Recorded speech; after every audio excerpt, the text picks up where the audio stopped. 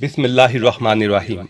دیکھتی آنکھوں اور سنتے کانوں کی خدمت میں السلام علیکم دوستو، آج ہم آپ کو حضرت رابعہ بصری قلندری کی کہانی سنائیں گے۔ حضرت رابعہ بصری رحمت اللہ علیہ اپنے والدین کی چوتھی بیٹی تھیں، اسی لیے آپ کا نام رابعہ یعنی چوتھی رکھا گیا۔ آپ ایک انتہائی غریب لیکن عزت دار گھرانے میں پیدا ہوئیں۔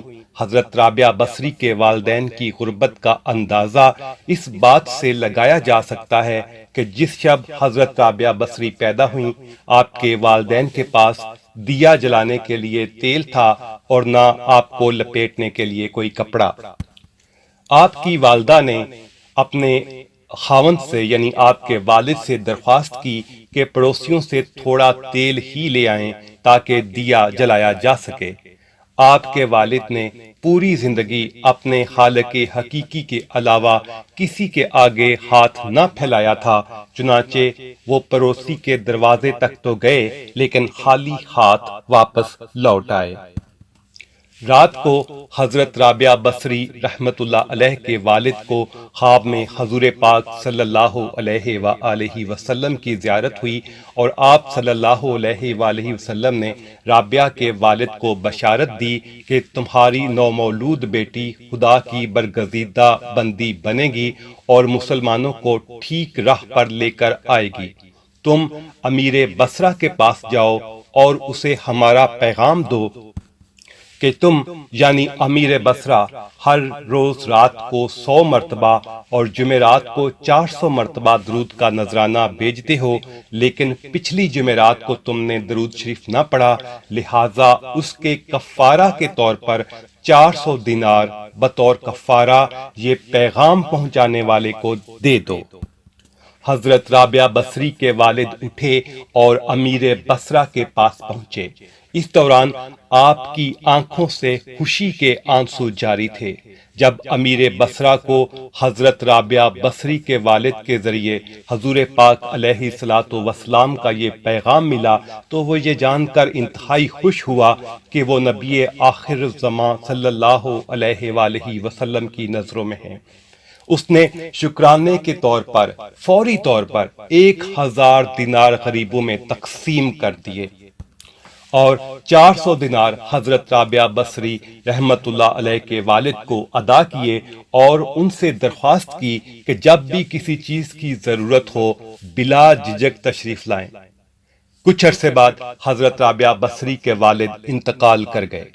اس اثناء میں بصرہ کو سخت قحط نے اپنی لپیٹ میں لے لیا۔ قحط کے دوران رابعہ بصری اپنی بہنوں سے بچھڑ گئیں۔ حضرت رابعہ بصری ایک قافلے میں جا رہی تھیں کہ قافلے کو ڈاکوؤں نے لوٹ لیا اور ڈاکوؤں کے سرغنہ نے حضرت رابعہ بصری کو اپنی تحویل میں لے لیا اور آپ کو لوٹ کے مال کی طرح بازار میں لونڈی بنا کر بیچ دیا۔ آپ کا آقا یعنی حضرت رابعہ بصری کا مالک آپ سے انتہائی سخت محنت اور مشقت کا کام لیا کرتا تھا۔ اس کے باوجود آپ دن بھر کام کرتی اور رات بھر عبادت کرتی رہتی اور دن میں بھی زیادہ تر روزے ہی رکھا کرتی۔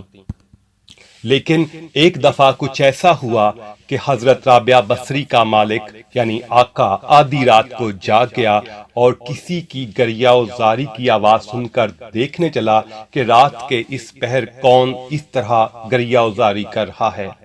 وہ یہ دیکھ کر حیران رہ گیا کہ حضرت رابعہ بصری اللہ کے حضور سر بسجود ہیں اور نہایت عاجزی کے ساتھ کہہ رہی ہیں کہ اے اللہ، تو میری مجبوریوں سے خوب واقف ہے، تو اچھی طرح جانتا ہے، گھر کا کام کاج مجھے تیری طرف آنے سے روکتا ہے، تو مجھے اپنی عبادت کے لیے پکارتا ہے، مگر جب تک تیری بارگاہ میں حاضر ہوتی ہوں نمازوں کا وقت گزر جاتا ہے، اس لیے میری معذرت قبول فرما لے اور میرے گناہوں کو معاف کر دے۔ اپنی کنیز کا یہ کلام اور عبادت کا یہ منظر دیکھ کر حضرت رابعہ بصری کا مالک خوف خدا سے لرز گیا۔